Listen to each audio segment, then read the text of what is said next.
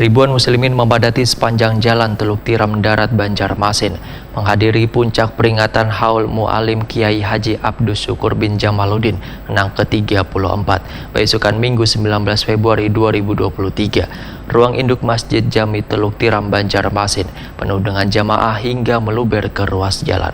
Bahkan dihadiri pula ribuan pejabat daerah, tokoh ulama, wan warga Banjarmasin, wan sekitarnya.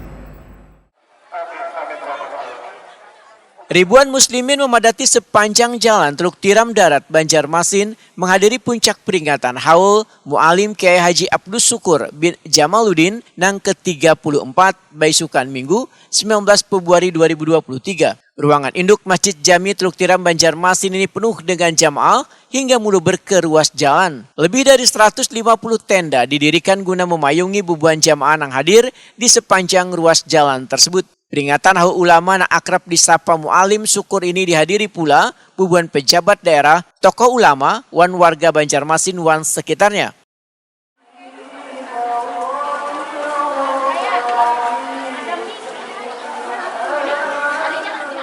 Seorang relawan Posko Haul, Dewi Susanti, Wetakuni Prima TV mengucapkan terima kasih pada ribuan donatur yang telah membantu membagikan konsumsi gasan ribuan jamaah. Kita terima kasih kepada donaturnya ya, karena kita membantu untuk berlangsungnya acara haulan di sini. Pertama kita jadi berkahnya. Semoga di tahun-tahun ke depan kita bisa lebih lagi menambah bingkisan untuk para relawan. Amin, amin, amin, amin.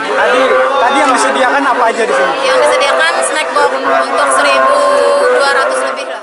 Sementara itu, Wahidah, salah seorang jamaah, memedahkan rela datang besokan hari supaya kebagian tempat. Jadi mengikuti haul ini.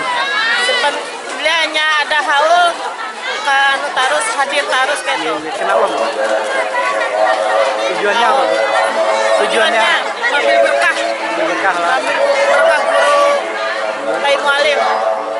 Mu'alim Syukur lahir pada tahun 1899, wan wafat pada tahun 1990. Makam beliau persis berdekatan dengan Masjid Jami Teluk Tiram Banjarmasin.